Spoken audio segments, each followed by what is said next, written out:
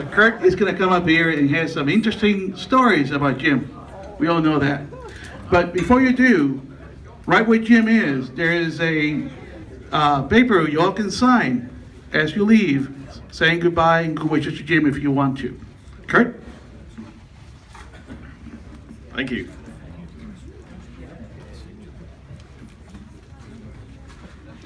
So I've been assigned the task to give Jim's roast, and I begrudgingly accepted that task. So for starters, I'd like to begin with a safety minute. I know, right? So everybody knows that it's not safe to race a train across a train track. That's an old adage. Well, there's a similar adage down on the first floor, in that you never want to race the automatic doors down there in the dock. For this story, I'm going to let's not name names. We'll go anonymous. I feel like I'm hiding behind the weeds there. We'll go anonymous. So the character in this story is a research fellow named, let's say Jimmy Small.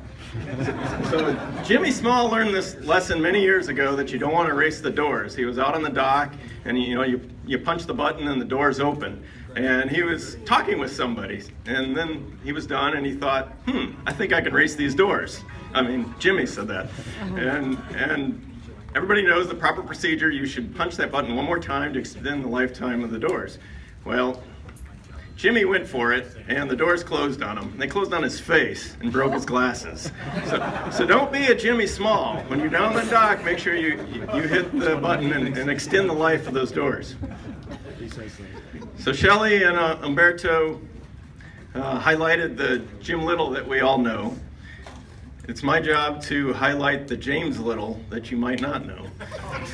So just about everybody in this room knows him as Jim Little. But outside of work, his family, his friends outside of work, they all call him James Little. And this was very confusing to me for a while.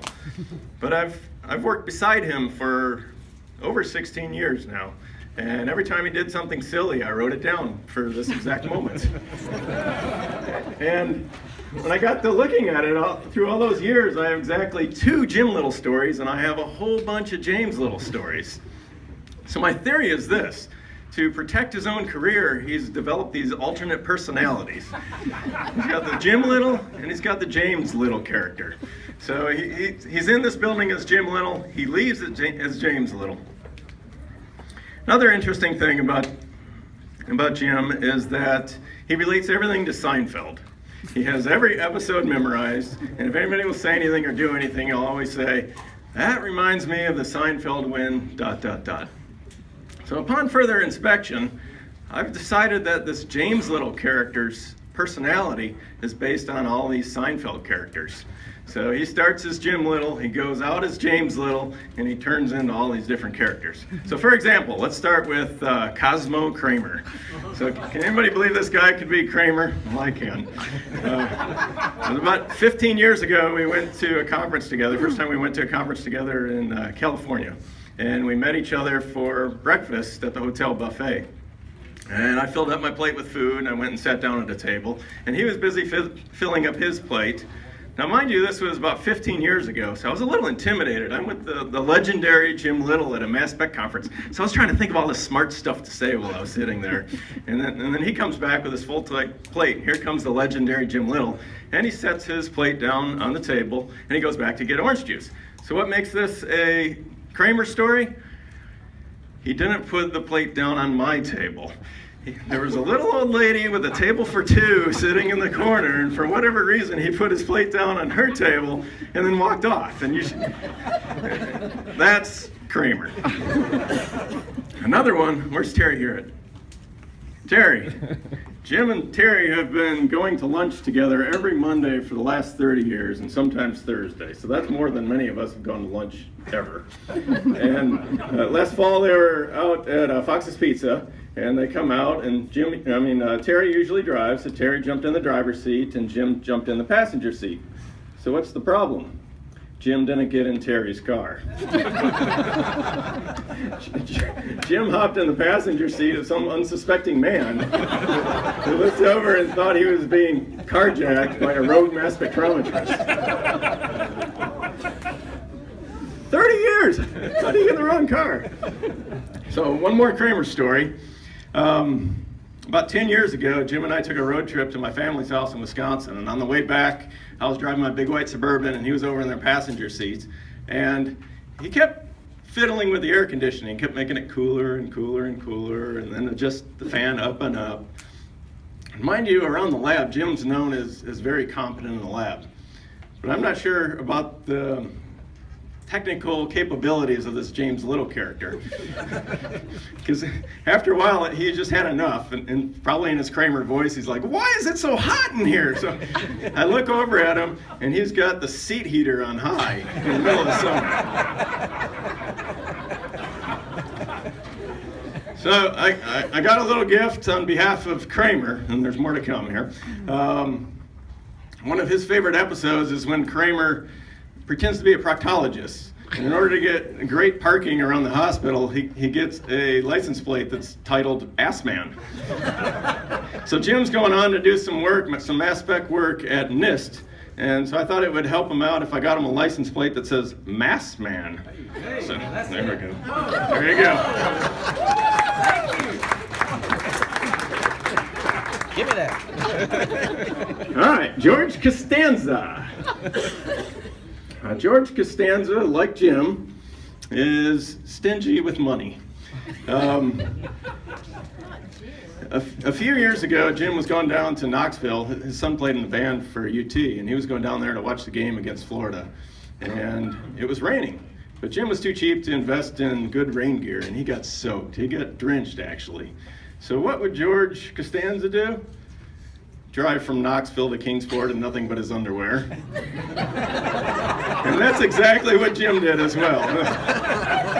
Unfortunately, he didn't get pulled over. He didn't have to explain to the authorities what he was doing. But there was a different time when he kind of got into a conversation with authorities.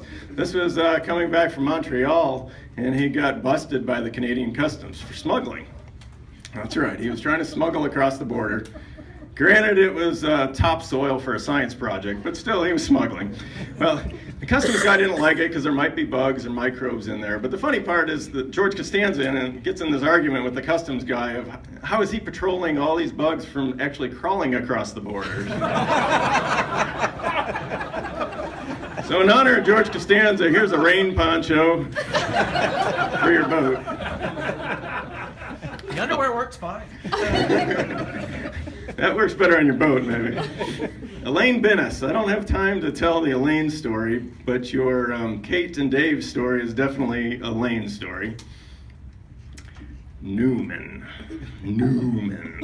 So Newman is Jerry Seinfeld's arch enemy, and they kind of play tricks on each other. All of us went out to lunch at Sagebrush a few years back, and Sagebrush is one of these places that has a whole bucket of peanuts on the table. Well, it looked like rain that day, so I brought my umbrella, and I left it unattended when I went off to the bathroom.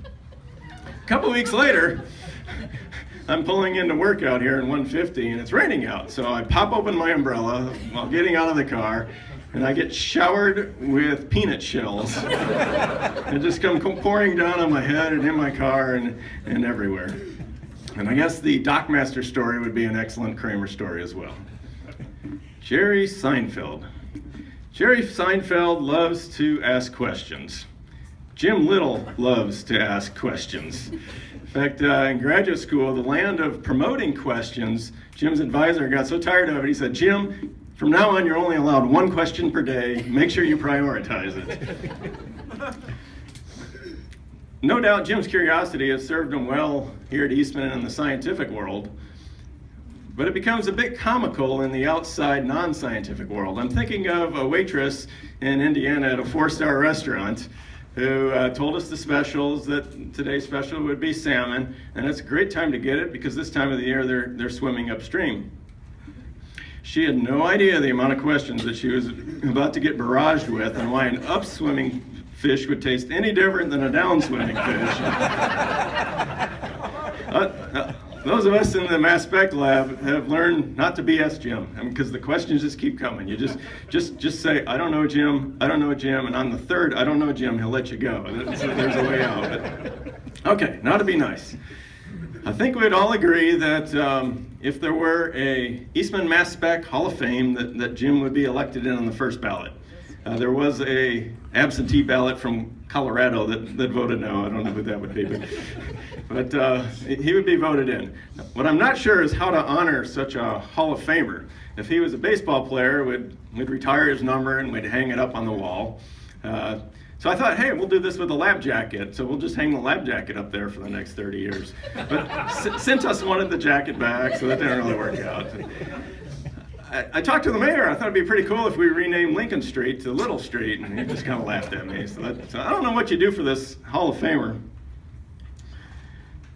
We're building a new building. So I talked to the board of directors of Eastman. I said, I got a great idea. Can we dedicate this new building? And they actually had some traction. They were starting to get into this. And then they realized that the new building would be called Little Building. And it didn't quite match the budgets and the expanse that they were hoping for. So that kind of got canceled. So, oh yeah, here's your peanuts.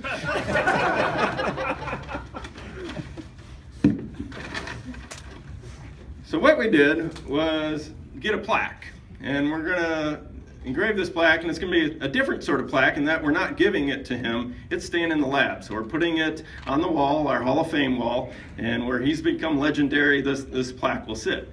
So it reads, James L. Little, in recognition of distinguished career of over 37 years, filled with 37 and a half years. 37 and a half years, filled with curiosity, passion, and friendships. And I'll skip to the bottom. I actually had engraved required 12/31/2015. You had to ruin that too. It's on here forever. I got enough money, I'll pay for it.